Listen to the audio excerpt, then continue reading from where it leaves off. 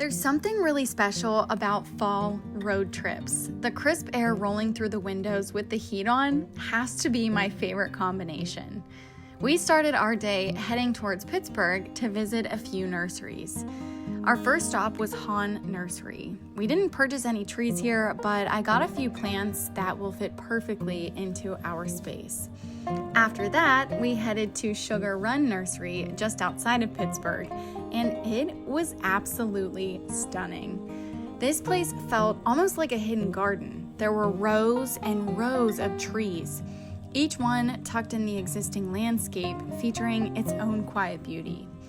We took our time wandering, dreaming, planning, and landed on a serpentine cedar. This particular tree has been on my bucket list since we purchased our house. And we also got an Abies Coreana aurea, which is also known as a golden Korean fir.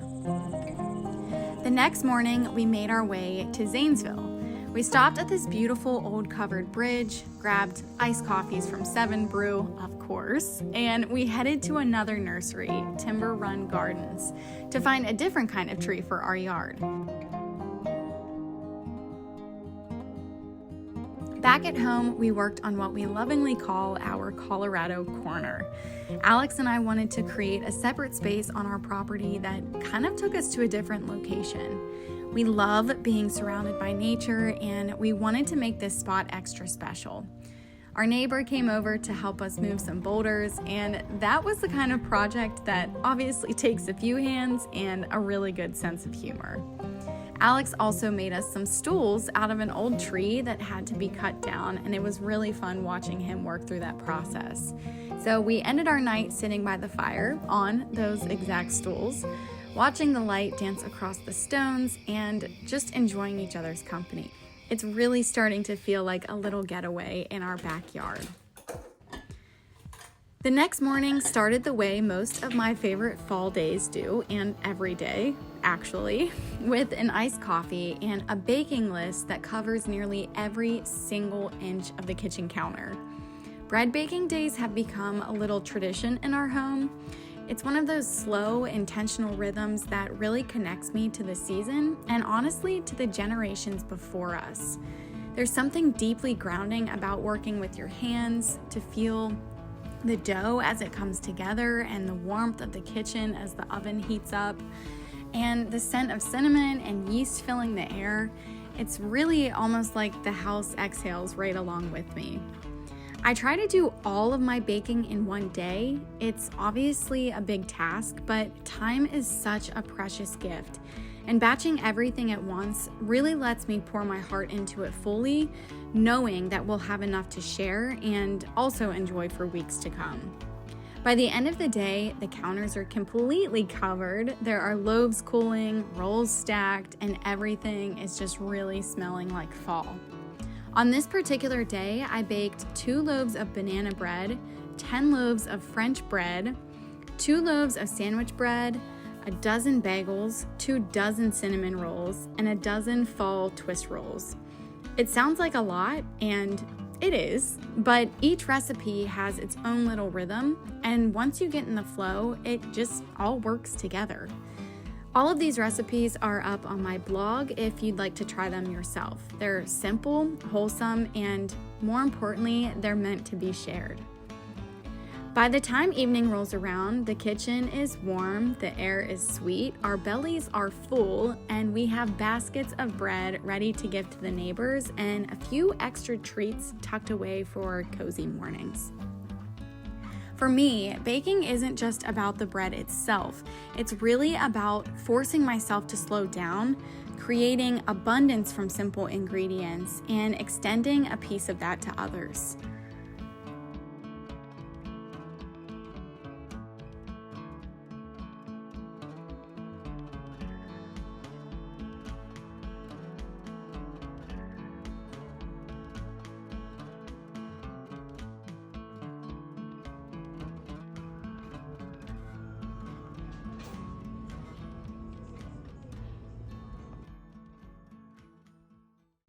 Out at the farm stand, we bundled up corn stalks and put them up for sale.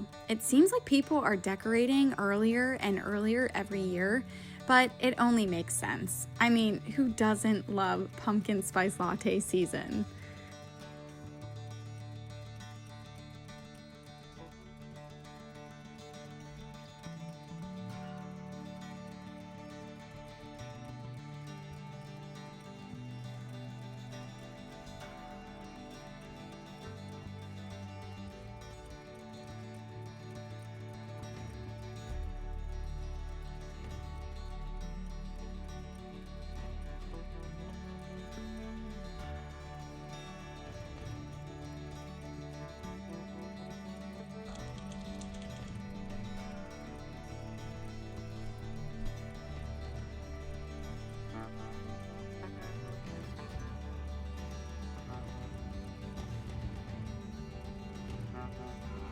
The next morning, I bagged up 10 loaves of bread to gift to our neighbors.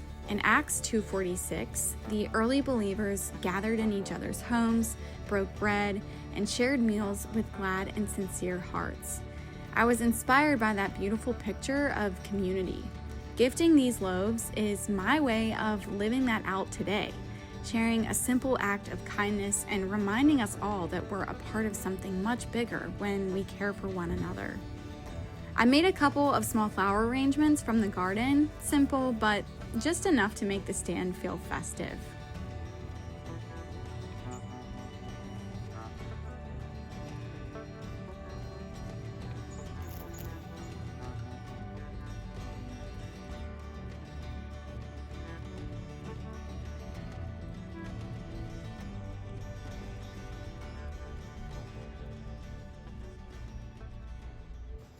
We love supporting local farms, picking out pumpkins, wandering through fields, enjoying the season the way it was meant to be enjoyed. Our sweet boy obviously had the best time sitting among the mums, and by the time we got home, our front porch was ready for fall. We try to support local as much as we can, not just because it's obviously good for small businesses, but because it really does make communities stronger. It's neighbors helping neighbors, farms feeding families, and little moments that weave us all together. As the season changes, I'm reminded how beautiful it is to slow down, enjoy the simple things, and be a part of something bigger than ourselves.